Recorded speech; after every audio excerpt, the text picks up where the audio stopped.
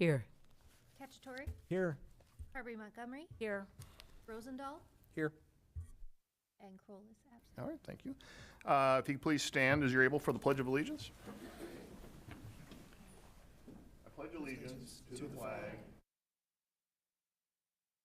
to the republic for which it stands, one nation, under God, indivisible, with liberty and justice for all.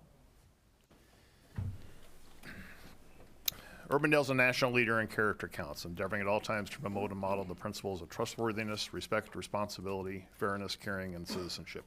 In conducting tonight's meeting, we expect that all participants will act in a respectful manner consistent with these principles. Item 2 is to approve the agenda. Is there a motion? So move. Motion by Bodie, Second. second by Rosendahl. Discussion, please vote.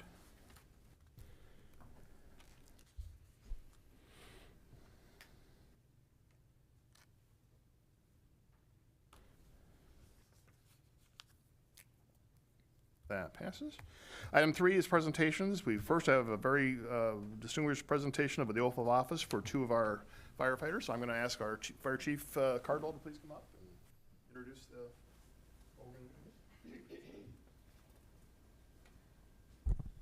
Mayor and members of council, I'm very proud to introduce to you tonight 2 of our recently promoted members.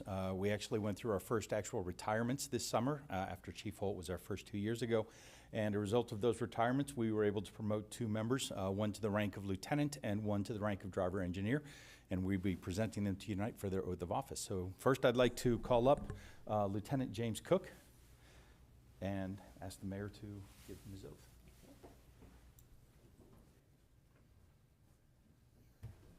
I, James Cook. Do solemnly pledge. That I will faithfully discharge. The duties of lieutenant. For the Urbandale Fire Department. I swear to support. The Constitution of the United States. And the laws of this state. And the city of Urbandale. I swear to uphold the values. Of the city. And the department. Placing above all else. Our mission to preserve life. Protect property. And promote safety for the community. And my fellow firefighters. Congratulations.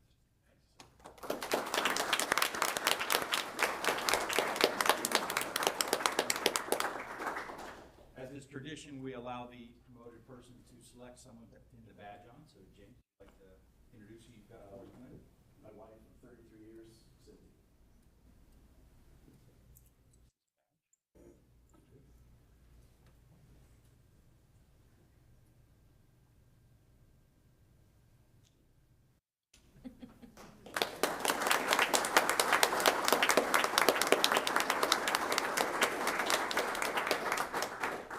Next, I'd like to introduce driver engineer Andrew Klink. Thank you.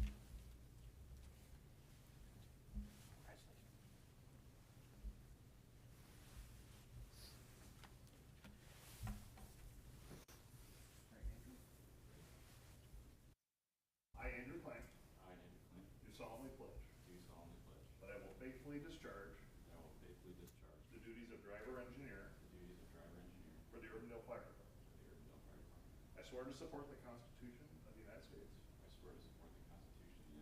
And the laws of this state. And the city of Urbandale. I swear to uphold. The values of the city. And the department. Placing above all else. Our mission to preserve life. Protect property. And promote safety. For the community. And my fellow firefighters. Congratulations.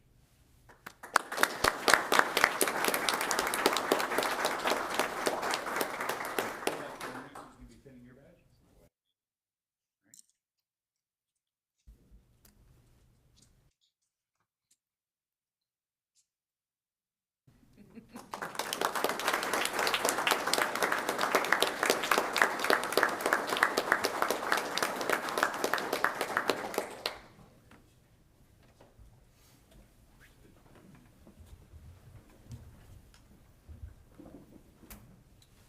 Thank you.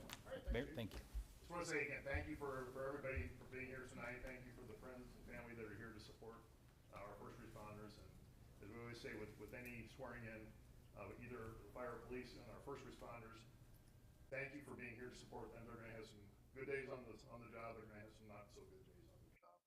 Our pledge is to support them from the city standpoint, but certainly they're gonna need your support as family and friends, so thank you for supporting them. So with that, let's give them another round.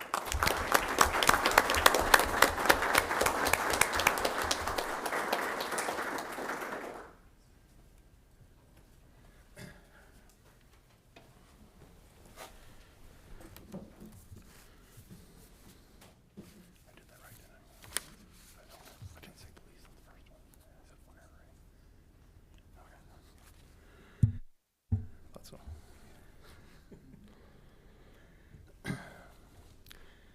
All right, next we have a couple special proclamations. First is the proclamation for 2025 National Hispanic Heritage Month, excuse me. The National Hispanic Heritage Month from September 15 to October 15. Whereas National Hispanic Heritage Month is an opportunity to celebrate the rich cultural traditions and honor the positive achievements of the Hispanic and Latino American community in our nation, state, and city. And whereas Urbandale residents of Hispanic and Latino ancestry are part of a rich and diverse cultural fabric in our city and are helping to make Urbandale the best place to live, raise a family, and grow a business. Now therefore, I, Robert Anduig, Mayor of the City of Urbandale, on behalf of the City Council, proclaim September 15 to October 15, 2025 as National Hispanic Heritage Month in the City of Urbandale, and encourage all our residents to embrace and celebrate the diversity in our community and the many positive achievements and contributions of Hispanics and Latinos to our nation, city, and state. And I want to introduce Joe Gonzalez to come up to accept this and have him say a few words as well.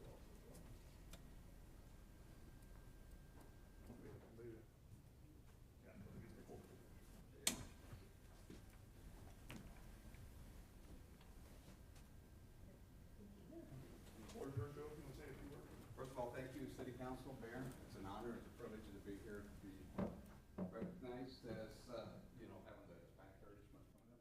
I've been the director for quite a few years. I retired from the Des Moines Police Department. I've been on the board since 2001. I took over as director in 2014. It's very, very important for people to be educated how diverse we are as a community. It's not Mexico, just Mexico. It's like 22 different Latin American countries. We have rich traditions of being civic-minded, very patriotic, because we love our city, our state, and our country. It's a fun way to kind of get to know each other, come out, enjoy. It's only $5. Your contribution helps pay for scholarships and other things that we assist with different nonprofits within the Hispanic community. And you get entertainment all day long. Bring your kids, bring everybody, because we have an extensive family area where kids can just play all day long for free. September 27th, Saturday, 10 a.m., 11 p.m. Sunday, the 28th, 10 a.m. to 6 p.m. Thank you so very much. Thank you all.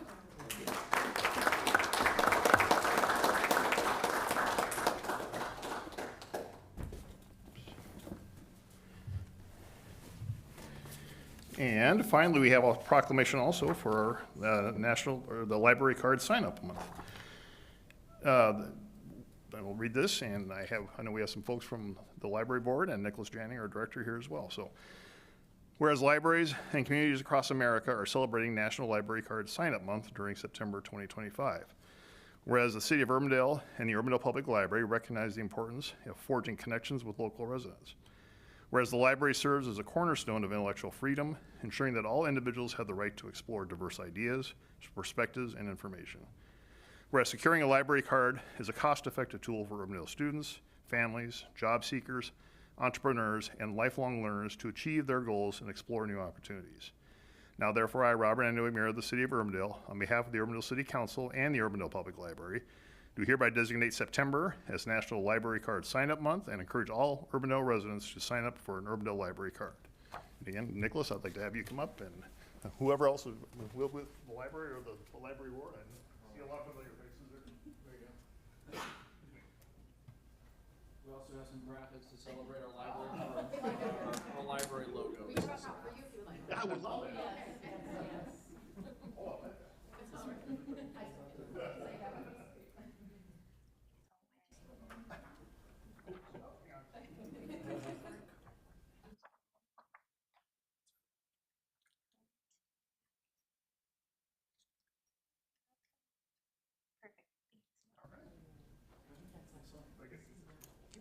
I think some of the backs tonight. You want to say anything? Any further words? Yes. Oh, there you go. It looks like, oh, we even have one of the original ones. That's the yellow one out there. So, yes. No, thank you, Mayor, members of council. Great to be here this evening. Also want to thank the members of the library board. I think they're great volunteers and also really great ambassadors for the library. Just real quick, library cards, I think they're such a great resource. They're so much more than just books. You know, I think computers for job seekers, meeting spaces for nonprofits, and entrepreneurs here in Urbandale. So, you know, if you don't have a library card, or if someone you know doesn't have a library card, we'd love to have them by the library. I will briefly turn it over to Stacy Stanton. She's our programming and outreach manager, and she'll talk about some of the cool things that we have going on at the library coming up this month. Well, thank you. So you might know that we kind of love a good contest at the library. So we are giving you not one, but two in the month of September. I know that Bridget and Blake just flashed their library cards. So, I forgot mine. So yes, that is a perfect segue because we are doing a selfie contest. If you share a selfie with your library card, a library book, or while you're at the library, we'll enter you into a drawing for some library swag and a gift card to Barnes & Noble. So that's going through the whole month of September. But elected officials are not eligible, though, is that? We can check on that. Yeah, we can check on that, yes. Well, we would still love for you to participate, and we would really love to show your support. We know you already support the library, and we do appreciate it whenever you tag us or just visit the library. We appreciate that. We also wanted to highlight just the beautiful space, the community that we live in. So we're doing a 10 Beautiful Things photo contest, and it can be any photo on your travels around the state, or if it's just in your backyard. So anybody can submit a photo if they're 18 years or older, and we'll pick 10 of those to display in our lobby for the month of October. So those are the two contests we're having in September. We also just wanted to highlight one of the programs that we have coming up with our ongoing partnership with the Urbandale Historical Society. We offer that every second Sunday. And so for the month of September, on September 14th at 2 p.m., Nicholas and I will actually be talking about the library, and we'll be talking a little bit about the history, and of course being in our current location, and we will have some other fun things to share. So we would love to see you all there. And we hope you will visit the library. Thank you. All right, thanks, guys. Thank you very much. All right, that takes us to the end of our presentations. We will move on to Citizens Forum. This is the opportunity to address the council on something that's not a part of tonight's regular agenda. Is there anyone who'd like to address the council? And if you're here for something that's not a public hearing, if you'd let me know that, and I would like to recognize you at that time too. But this is the time to address something that's not a part of anything in tonight's agenda. All right, seeing none, we will move on. Item 5 is to move the adopted minutes from the August 19 meeting. So move. Motion by Bodie. Second. Second by Cacciatore. Discussion, please vote.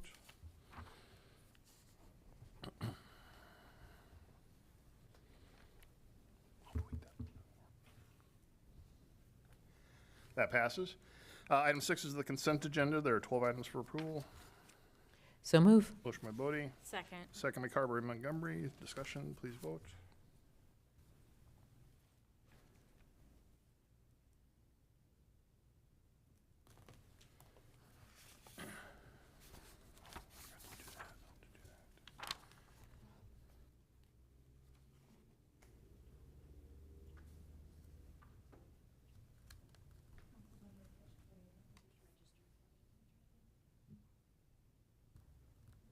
That passes. All right.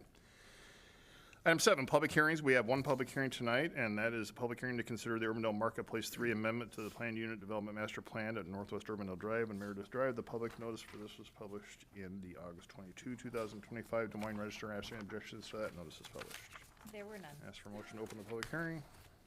So moved. Motion by Carberry Montgomery. Second. Second by Rosendahl. Discussion. Please vote.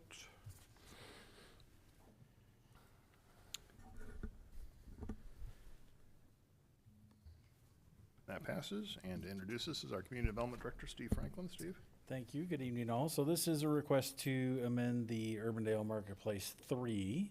There are actually 3 of them. 1 and 2 are to the north, and then this is Marketplace 3, which is basically all of this area here, bounded by Meredith, Northwest Urbandale Drive, and the railroad tracks. And the particular area tonight is the area outlined here in red. which is essentially most of the unbuilt portion of this particular PUD. And this is the amendment to allow a motor vehicle collision repair facility. And I will show you, I'm going to go ahead and show you items 8.1 and 8.2 now too, just because they're all directly related to one another, and then you can see it all within context and take the appropriate separate votes. But so the plat, which I'll show you here in just a second, creates one buildable lot, which is immediately north of the credit union. So this is Meredith, the private drive that cuts through.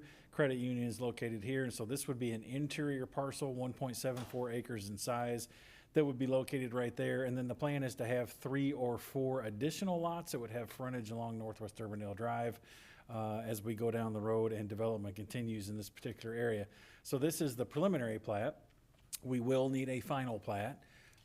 And so usually what the engineers do is they wait to submit the preliminary plat, get the comments back on that, address a lot of those comments, see how that would pertain to the final plat, and then the final plat will come in and we'll bring that to you as well. And so we would, generally we see a preliminary plat and a final plat prior to the site plan. In this particular case, it all works to come at this point, but we will need a final plat to be recorded before we issue the building permit for the site plan. So if you had questions about that, thought I would throw that in there. And then the site plan, I will show you that. Here is one sheet of the site plan, shows the property. Again, the credit union is adjacent here to the south, so access would be off of that drive as you're coming up toward the Firestone store, which is located adjacent to the north here. You would come into the property. Here is the building itself, which is 1 story, about 14,000 square feet in size. Since it is vehicle repair, we're conscious of how that looks. They're conscious of how that would look. Again, it is an interior lot, so at some point we hope that everything would develop along the outside and would screen it. But in the meantime, you can see that there is a gate located here which goes to a fence, which would then surround the property and come back around to another gate in this facility. So any of the vehicles that are waiting to be repaired in some fashion would be screened from public streets and from adjacent property owners. Yes, and then there are public parking spaces located outside of the gates in this area here in the front, and then the area in the back where it would be contained. And then as far as the building itself, maybe you have seen the one in Waukee. They have a lot of blue up here. This is a property that the owner is going to maintain, and he understands that some of our requirements and what we like to see in Urbandale maybe are a little bit above what some other communities require. So they had some good conversations, and this is the building that they're submitting, which honestly looks pretty nice. It's a predominantly brick building. This is here from the front from one side. You can see the fence to the back, which will screen everything appropriately landscaped. This is the view from the other side. And then this is the back. Can you go I'm back sorry. one Sure, picture? yeah, absolutely. Is that like Target on the left side? No, that would be back behind. You wouldn't be able to see this. These are going to be the warehouses that would be to the west. So on the other side of the railroad tracks is what you're seeing there. And then this would be, whoops, sorry, went the wrong way. This would be the back of the building. They would have a couple of overhead doors. But again, this will be inside the 6-foot fence, so you essentially wouldn't see this area anyway. So for whatever that's worth. Planning and Zoning Commission does recommend approval of the PUD amendment along with the site plan and the plat. Staff feels, and they would agree, that this seems to be appropriate given how the land pattern in this area has seemed to develop with the uses that we already have there and with the uses that are allowed in the PUD. Again, you got the Firestone store here, C-store there. I am still expecting, we've had some additional follow-up conversations, if you don't know, with U-Haul, and I am expecting them to come back with some revised drawings. I haven't received those yet, but I have not heard that they're not going to. And then the fact that this is an interior lot with some appropriate screening, I feel like that is appropriate. So would be happy to answer any questions. Steve, well, one of my questions was an update on U-Haul. Mm-hmm. So has whatever they came to us expired, or? Yes, the site Okay. plan has expired, and they know that. We've had Okay. communications with them, so. Okay. yeah. Related to this, the outlots that you're talking about, the 3 or 4 that In would the be future. along Yep. Northwest Urbandale Drive, would those be accessed from the private drive? They would very likely would have be. street access Yeah, from we've Northwest? had conversations with the property owner that they very likely, depending on what goes here, would have some sort of an access shooting between the credit union they'll figure some sort of access out. There would be an access located here off of Northwest Urbandale Drive, But we Okay. certainly understand there will be some other interior access that would need to come from the west as well. So whenever we get the plat to what those lots look like, that access is gonna be included in that. I mean, is there any talk of anything or Um, taking it slow, When I real have had slow? conversations with Dave Herbeck, he lives up in Wisconsin, he owns this property, he's had some kicking and nibbling going on, yes. Thank you. Steve, who are the properties, property owners to the west there? Or what are on those properties? These properties here, Yeah, so this is the Firestone, which I believe is owned by them, what was, a come and go, don't know what it's gonna be now. This is the McDonald's, and then, U-Haul owns all three of these parcels. And again, in conversations with them, I am anticipating them to come back with something sooner rather than later. I'm a little surprised I haven't got something already. thank you. Just a general note, from some folks, I've talked to a couple of folks a while back on Oakwood Drive. They've Over got, here. yeah, Yep. they've got backyards that back up to the creek there, and I think that's, the creek there is HOA managed, is from what I understand at least. I think just generally keeping in mind, like, they've complained that the pace of water that moves through there eats pretty rapidly. And so just keeping that in mind as much as we can, trying to make sure that we That keep is that certainly managed. something that we're aware of, and John, I don't know if you wanna comment on where that stands these days, but. Good evening, Mayor, members of council. Just to put a little bit of perspective for you, there's a portion of the north half of this lot actually goes north. And then across north of Urbandale Drive, there's a pipe that drains from this site. It's an 18-inch pipe. That what comes across the diagonal is a 72-inch pipe. So most of the water that goes over to the townhome development comes from the southwest. It's already fully developed. It even comes from an area west of the railroad tracks. So just to help put in perspective what's coming from this site, they'll follow their normal detention, but in the big picture is a very small drainage area heading that way. Okay, yeah, thank you for that context. All right, we are in public hearing on this item. Would anyone like to address the council on this item? Seeing none, then is there a motion to close the public hearing? So move. Motion by Bodie, Second. second by Rosendahl. Discussion, please vote.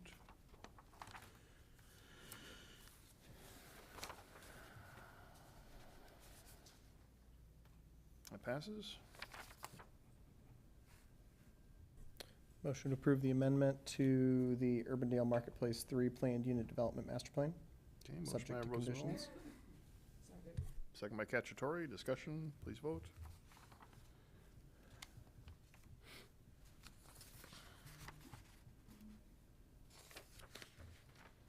That passes.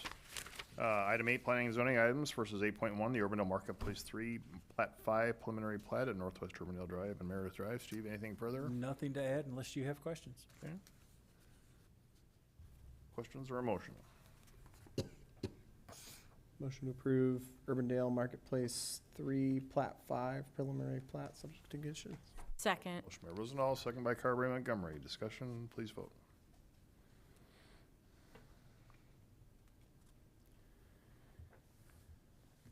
That passes. And then item 8.2 is the Gerber Collision Site Plan at Northwest Urbandale Drive and Meredith Drive.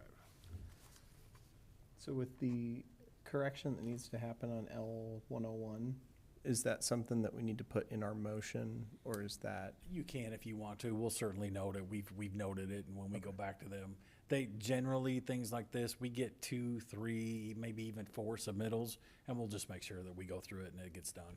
Yeah. Sounds good. They did one in Waukee too. They did a cut and paste. They just missed it, and we did too. So But not our Blake. So is that Motion to approve Gerber Collision Site Plan, subject to conditions. motion by Rosendahl? Second by Cacciatore. Discussion, please vote.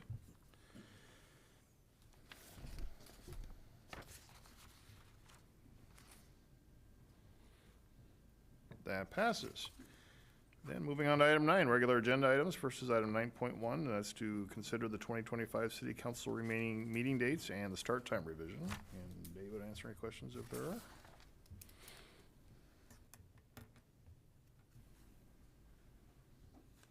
Are we good with that? Is there a I'm motion? assuming we'll get new emails. Yes. Okay, thank you. Expect a flurry of new invites tomorrow. Yes. Motion to approve council letter 8269. Motion by Rosendahl. Second. Second by Bodie. Discussion, please vote.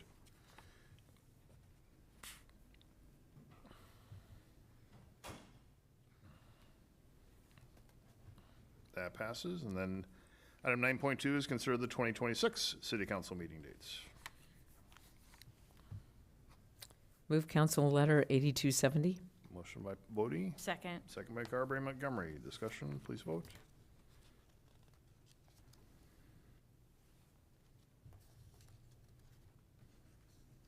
That passes. Item 9.3 is consider the 28E agreement for the maintenance of roads and rights of way shared by the city of Grimes, Urbandale, and Dallas County. And John, answer any questions if there are. So the reason we have two agreements is specific to, like, one being Grimes being a party, the other Grimes not being a party? Is that kind of the main? That is correct. Okay. Move council letter 8279. Okay, motion by Bodie, Second. second by Rosendahl. Discussion, please vote.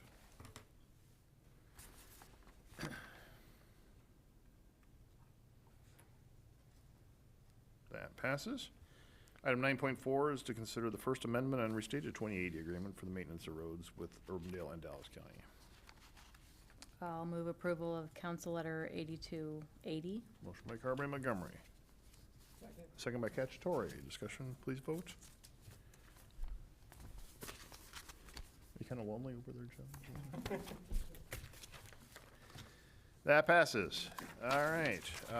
Item 9.5 is consider the purchase of the solid waste containers. And John, is there any questions on this?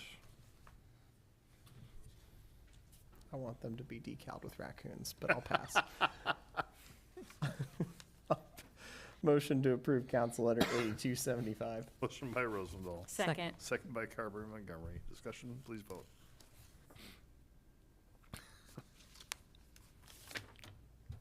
We're gonna do that somehow. That passes. All right, moving on then to special topics for discussion, and tonight is the Fire Department Pathway Program Overview, and I'll bring back up Chief Cardwell to introduce that. Chief? Thank you. Mayor and members of council, first of all, if you found out about this morning in the Des Moines Register, I apologize for that, but that was just simply the timing of the article. I actually got called for a question somewhat unrelated and said, hey, as long as you're talking about something unrelated, how about we talk about something related, and sort of laid it out for us. If you were to go back in our history 15, 20 years ago, when we'd bring on a member, they would go through an extensive training period where they got their emergency medical training and they got their fire training. But at the same time, we were orienting them to the way you did things in your fire department, the way you did routines, the way you did different things, what your expectations were with regard to training and attendance back in the day, the number of calls, et cetera. And you basically bonded that person to the organization. And then as they moved along and first became part-timers and then full-timers, they were already connected. We were hooked to them. This was their home department. That's where they stayed. As we've moved away from that model, again, volunteers paid on call were no longer available, and we started hiring more and more from the outside. Those hooks kind of went away, which wasn't a problem because for a long period of time there was a sufficient number of candidates who were both competent and qualified to fill the positions. But as time has gone along for the last 8 to 10 years, there's been a significant change in that category of competent and qualified. We're ultimately looking for firefighter paramedics. First of all, we had to drop out the firefighter part, then we dropped out the experienced part, and now we've been for the last few years basically at the fact that you had minimal qualifications to bring them in. Now, we're still getting a decent number of candidates. The problem is some of them are really experienced and really know what they're doing, and some of them are not. And it takes about 6 months to bring up a new firefighter to the level that we need them to be able to perform. And while we'd like to say we want to make sure that they can really do well, we have a lot of demands. You have high expectations of your fire department, as you should, and we post those same expectations. The problem we have is, as we work our way through that 90 days, 120 days, if it takes that long to figure out that that person is not a good fit, either they figure it out or we figure it out, then that candidate is no longer there and they leave. And frankly, that's a lot of money to invest. So as we have looked at recruiting issues, and this is not a new issue for us, we've actually been meeting with HR and had discussions and made changes and done things, tweaks as we've gone along. This is the one area that we've had left that just said, there's just not enough firefighters out there. And to give you an example, as I explained to the person who was doing the article, the place that you can get firefighter training in Des Moines is through DMAC. It's the only fire training program there is. Last fall, they started 42 students in their firefighting class. They graduated 24, and of those 24, only 20 had actually passed the EMT.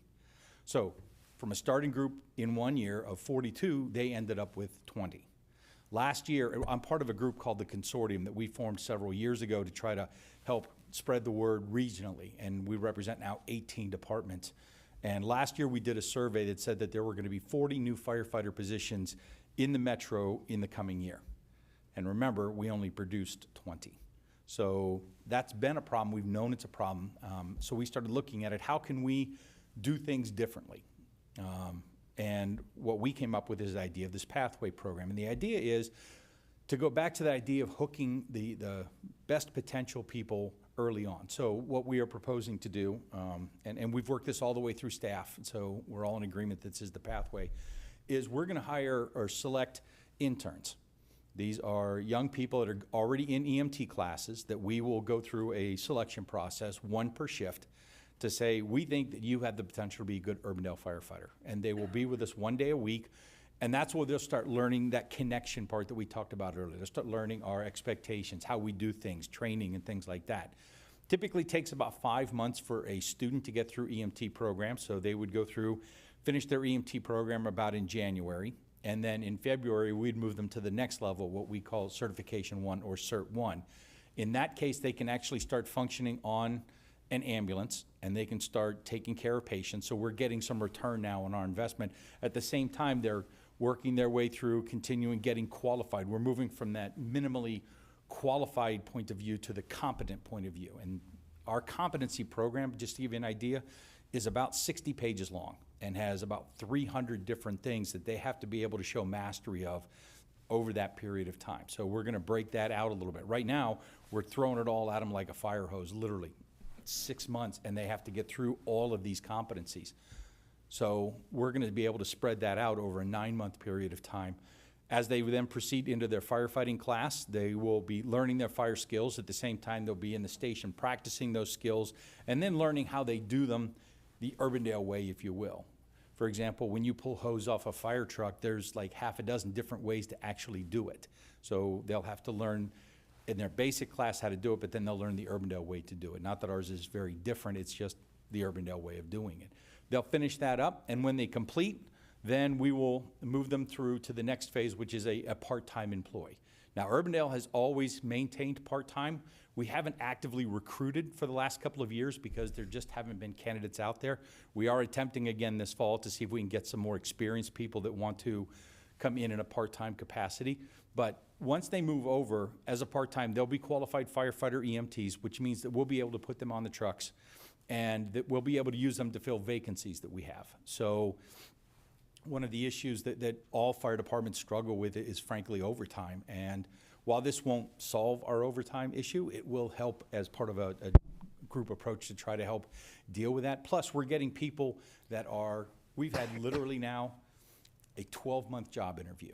The best predictor of future performance is past performance, and we'll have seen them for 12 months because the ones that didn't measure up, the ones that didn't pass EMT or didn't pass firefighting, that's part of the process that we built in. You either move up or you move out. So we will know that these are good fits for our organization, and then the next spring comes around, then they can apply for a position if we have any vacancies, then they can get onto our certified list, and when an opening comes, they can be considered for a full-time job. And if they're receiving multiple job offers, which I will be honest, some of our candidates do now, they're more likely to stay with us than they are to go with some other department because they've been with us for, at this point, 12 to 15 months. They know the people they're working with. They know the crews that they're working with. When we did our hiring last spring, we lost 2 candidates at the top of our list before we ever even started doing interviews because they had been offered full-time jobs with somebody else. That's just how fast it's going. And to give you an idea of the story you read in the paper, Ankeny's answer to this was to do an academy.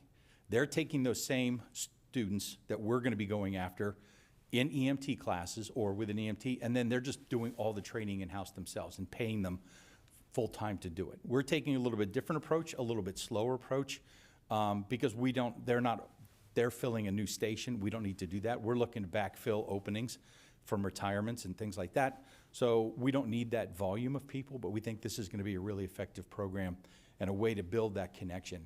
The other piece that we're really hoping to do, when you get into the high schools where we have been recruiting actually for the last 2 years, we have been going to job fairs in the high schools and talking to high school students about this. The number one thing that we hear is, I never even thought about being a firefighter.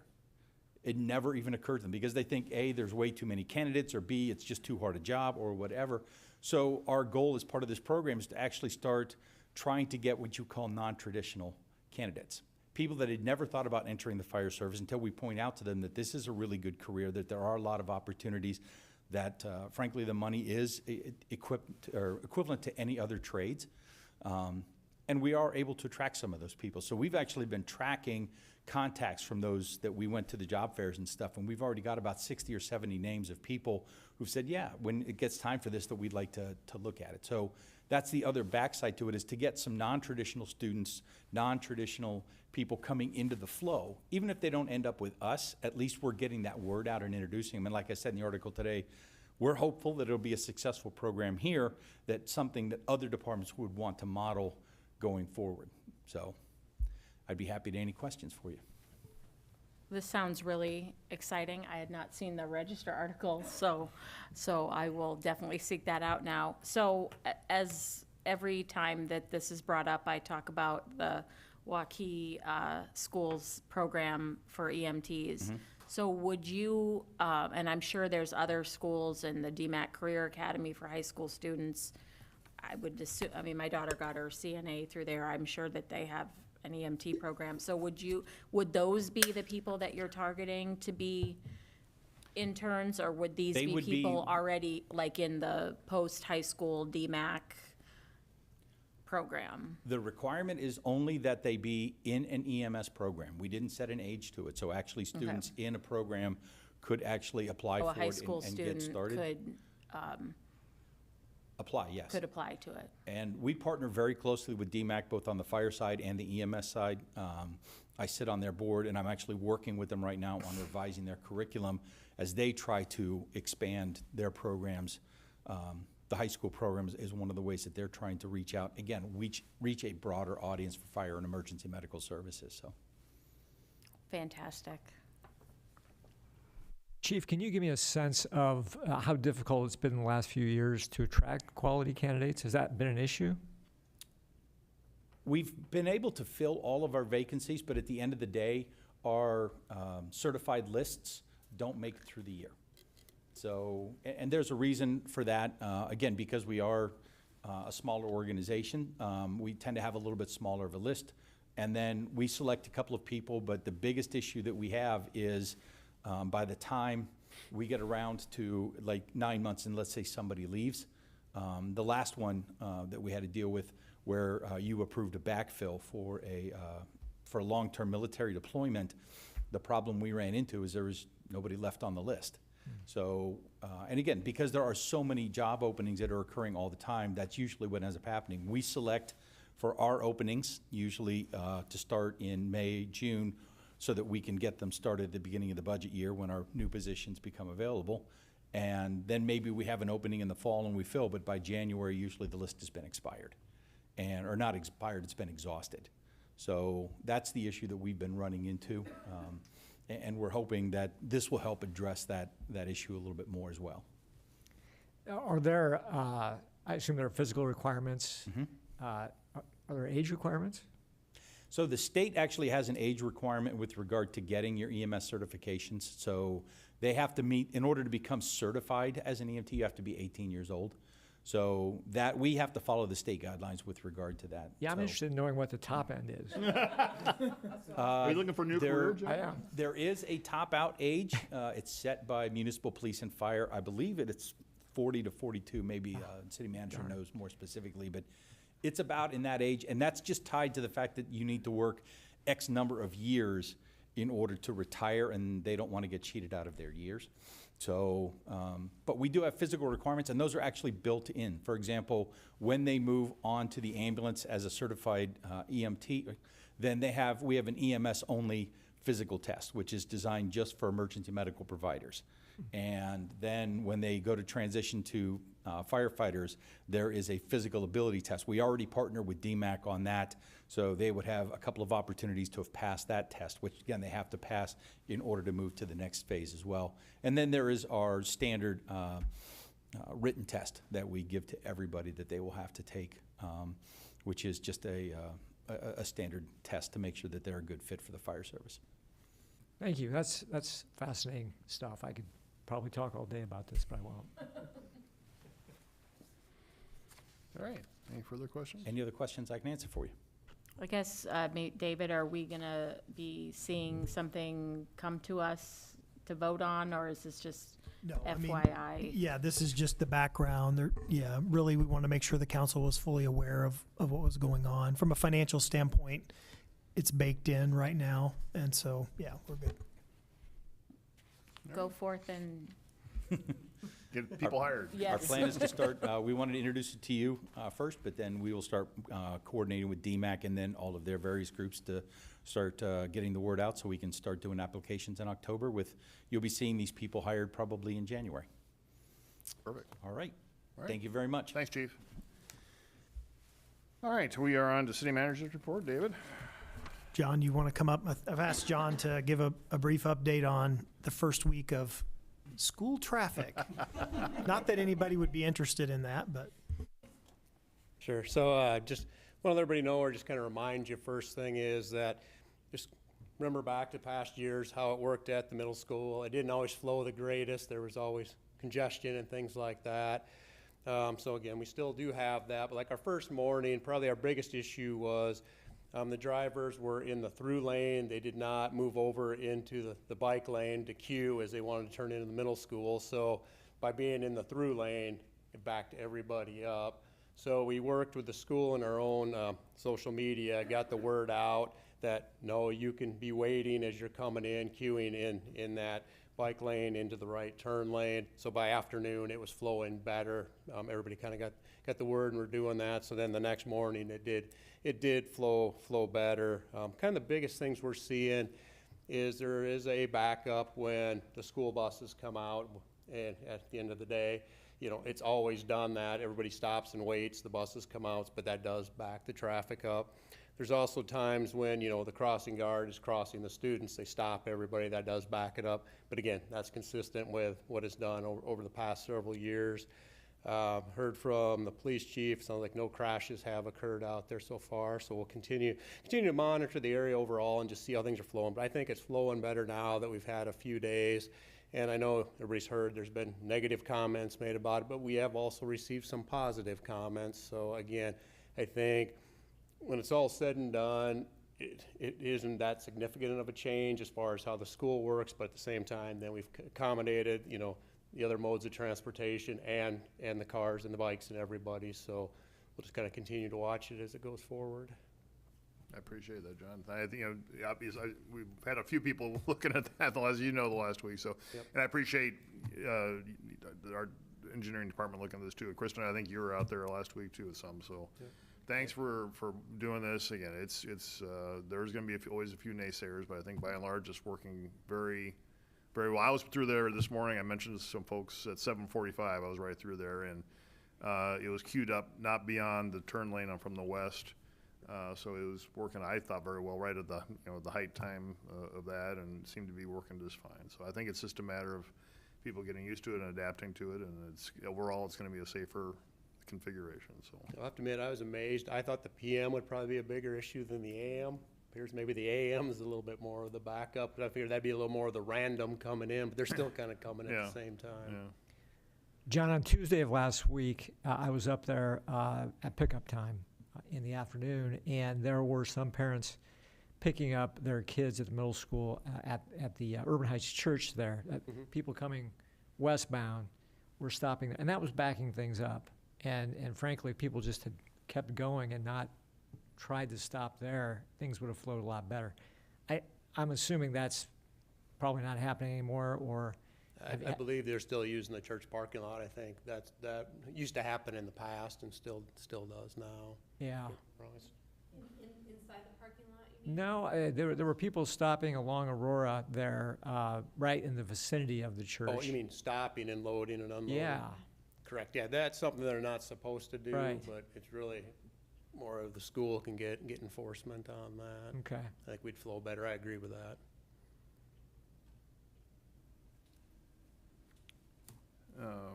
One, there's I mean, if a car veers into the lane, the bike lane, is there, I mean, you mentioned they can queue in there coming from the east, they should be coming into the bike lane, but I would have to go back and read our code. I know our code has, for instance, within like 200 feet of the intersection, you're allowed to merge in. yeah, It does say you're allowed to park in it where parking is allowed.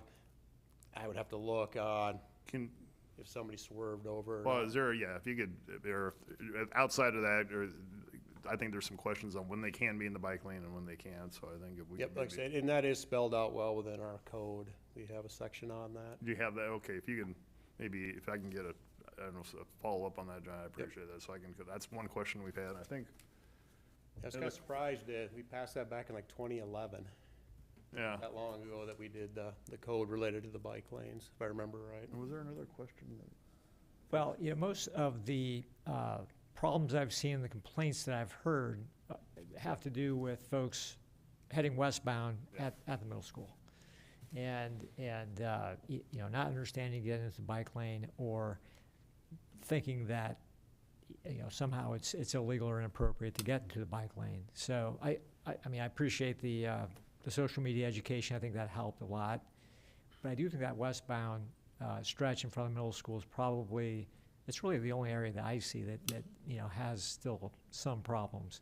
And I'm not sure those things might resolve over time too. I think it's worked really well, but that's the one thing. I do think as time goes, everybody will figure it out. We'll have more consistency in the drivers being used to see.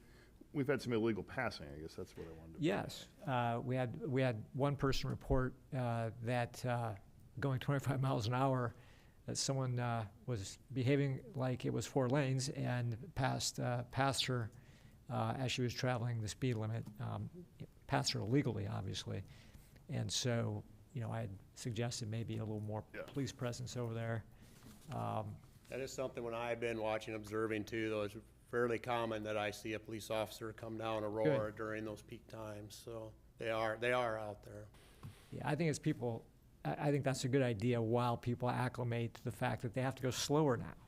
It used to be such a speedway over there, and I think some drivers are just frustrated, and once they understand that it's going to be enforced and they're going to have to go the speed limit or a reasonable speed, I think things are going to. We really mean it's 25 miles. Yeah, right? Maybe a few, well-placed, pullovers or, handcuffs or something. No. Not advocating that. No. Just, in case anyone's listening, that's not my. No, I'm just joking. I mean, I think that on, heading west, I mean, again, my kids don't go to school in this district, so I don't know what it was like, but, middle school drop-off is the bane of everyone's existence, and I can't imagine that the westbound last year wasn't horrible anyway. So I'm sure what we're working on is a vast improvement. I know what we're doing is a vast improvement. Yep. All right, great. Thanks, John, appreciate it. Anything further, David? or- Yeah, the only thing I wanted to mention is just I appreciate the 5:30 start time, beginning the second October meeting. I think that will give us a little bit of extra time to work in a few more things to the council meetings. And also, is a good step in, I think, in the right direction in terms of work-life balance for our employees. I know it will be a very popular decision that you made, so I appreciate that on behalf of the team. All right. And that's all I have tonight. Thanks. All right, Joe? Any council items? Well, a little bit more on Aurora and 70th. I've spent a lot of time up there last week. Plan to go back probably this Friday morning, maybe on my bike. The mayor and I actually rode it last Friday when school was not in, but it was as a cyclist, it's glorious, right? Joe rides a lot faster than I do. But I wanted to just mention something I think I might have already said in an email, but the crosswalk there at the middle school has become a lot safer. And to me, that sort of eased my mind that we'd done the right thing there. Because I did see, the first day it was a little rough, and there were some backed up cars, and I understand the frustration. I know it's improved, but at the crosswalk, things have gotten a lot better. And I didn't realize how unsafe they were previously, but the folks who do the crosswalk there explained to me why this is better, and I can go into more detail if anyone wants more detail. I also love that it has slowed people down, notwithstanding the one person who reported being passed. But I've been on that stretch several times, and people are going a more reasonable speed, I think. There's a resident who lives on 70th near the Olmsted House who told me the first day that he experienced this during school, he didn't like it. And by the third day, he loved it. That it was easier for him to get out of his driveway, that the cars weren't moving so fast that he couldn't get out of his driveway. And I think that's kind of the common refrain, is that the change at first was difficult, and as people acclimate, they're actually liking it a lot. And I also have been going door to door quite a bit in the neighborhoods, and not talking a whole lot about Aurora and 70th, but just in general, asking people, if they have issues or problems. And I'm not surprised, but most people say, I really like it here. I'm really happy in Urbandale, and they're happy with the services. They're happy with their neighborhood. Even the people living near Valeria School are okay with how that backs up, during pickup and drop off, because that's totally a residential area. But they've gotten used to it, and they're good with it. And I've got more stories like that of people who very rarely express, at least to me, and maybe they're just saying it because I'm on the city council, but I think they're being honest with me when they say that they're happy with the services we provide here. I do remain concerned about Roseland Drive. What was that, east of 78th, west of 72nd. Dave and I had conversations. Those folks are really, they're suffering. And I think we're doing everything we can do. Obviously, we lost a subcontractor who's doing the underground work. The general contractor, I've been told, acted very quickly to replace that sub. And I think work was supposed to begin again this week. But there are a number of folks there who can't, get to their driveways, have to, slog across mud and dirt. And I just want them to know that we see them, we hear them. I know that we sent a letter, which I'm so happy that we did that, because there was a lot of misinformation. This is my neighborhood, by the way. It's not my part of the street, but I'm about 4 blocks west of there. And there was a lot of misinformation circulating in the neighborhood about all of this. So I think continuing to communicate with that neighborhood is going to be really important. People are angry. I will just be, notwithstanding, the folks in the other neighborhoods who seem very happy. The folks at 70, at 74th and Roseland, Ashwood and Roseland, that area, are not very happy right now. And so we need to continue to communicate with them, in my view. That's all I've got. All right, thanks, Joe. Blake? Short list. Just a big welcome back to folks in the school districts all across our city. And I'll be tuning into the Reimagine Dart call on Thursday. And thank you for the notes, Bridget, because I'll be looking at those during the call. Well, it's fancy that you pass it off to me talking about DART.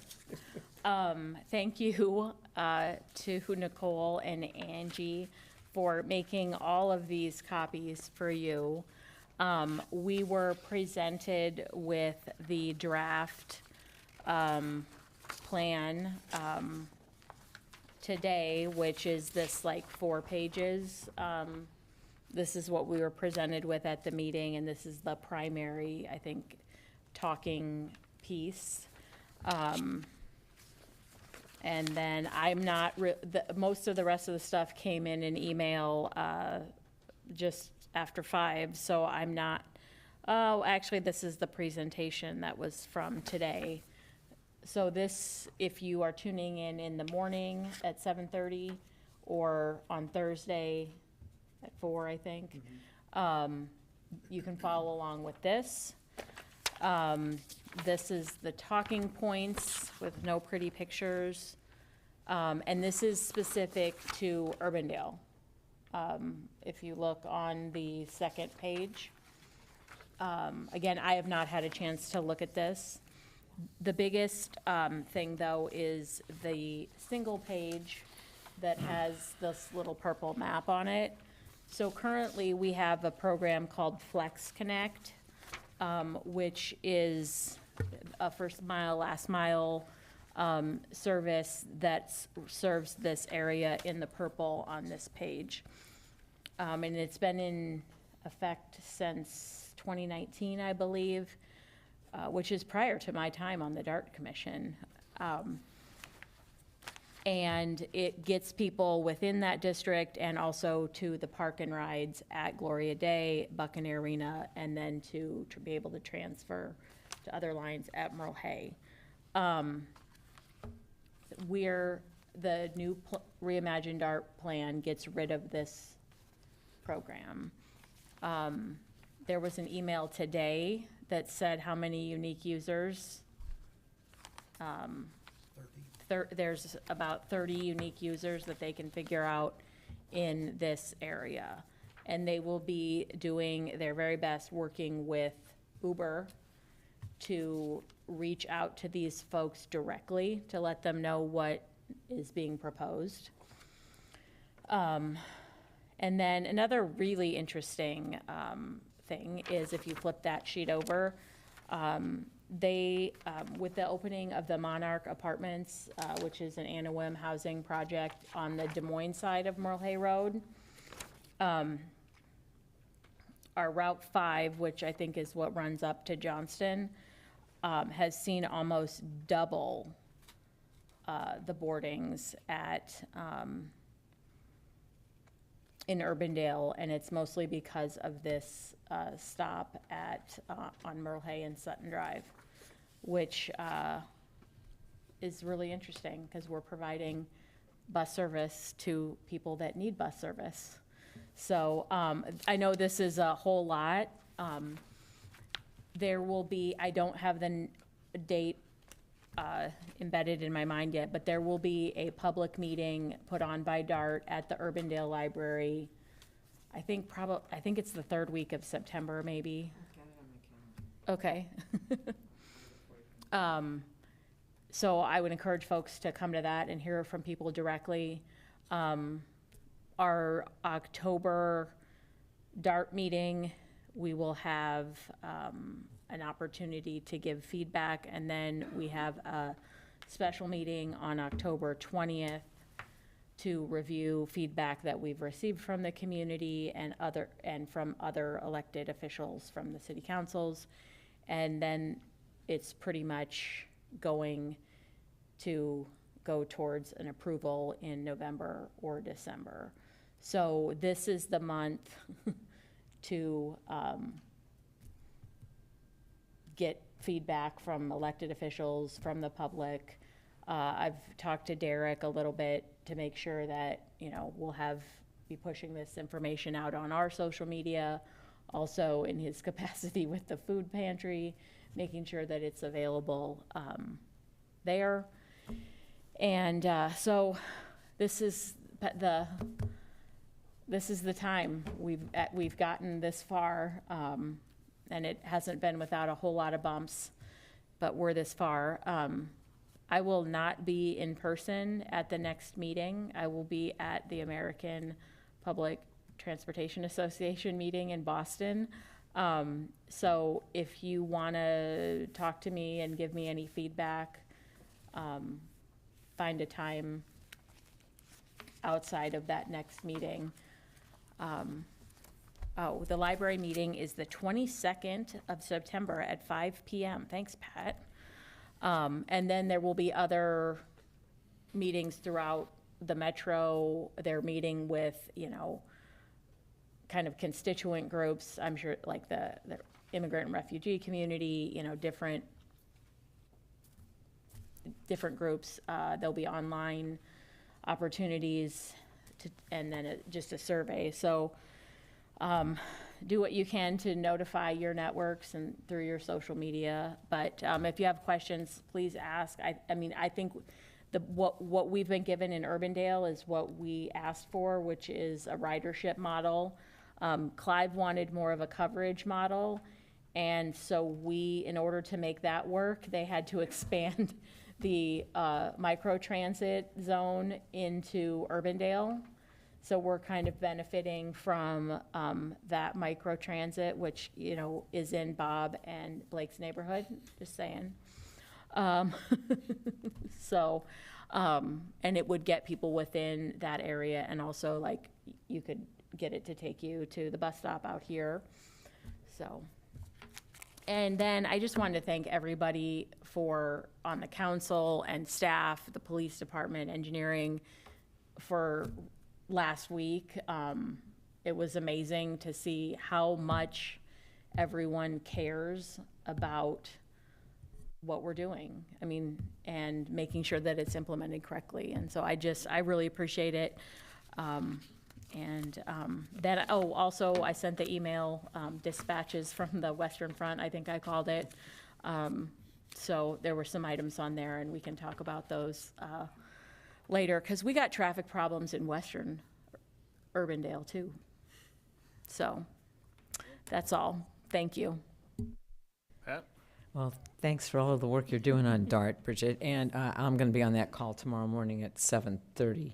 I think that we've got 2 people on that. I just wanted to mention another party in the park that was a big success despite the heat. It was really nice. I do have a thought, though.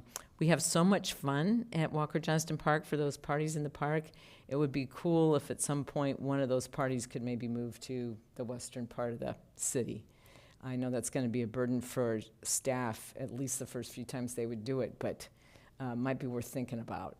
Because it occurred to me when I was there, gee, how lucky I was that I got to do that twice this summer, just walking distance from my home.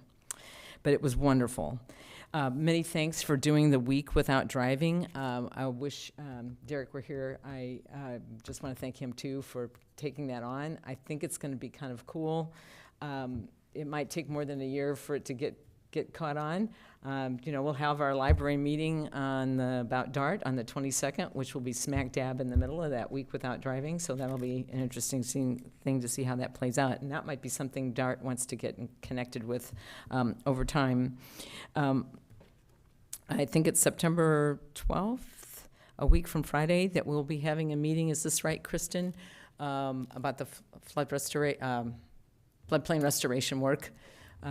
So that's related to the Walnut Creek Master Plan, but it's different than that. It's got the same players involved. You might recall we had the lunch and learn around that. So that's going to be cool. And then I really wanted to thank engineering and the police for what they've been doing to help us get through this whole situation on Aurora, but not just for what you've done the last couple of weeks, but all the great work that led up to this. It's really turned out to be a magnificent project, and I think it is winning people over time.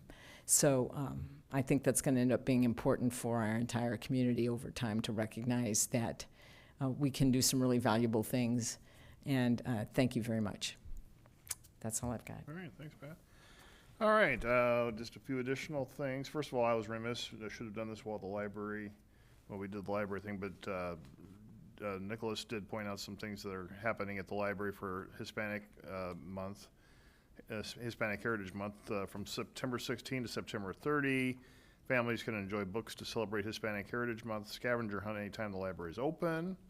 On October 14, youth can stop by the children's area of the library between 4:15 and 5:15 to create a colorful hojalata. I hope I said that correctly. I think, did I say that correctly? I don't know.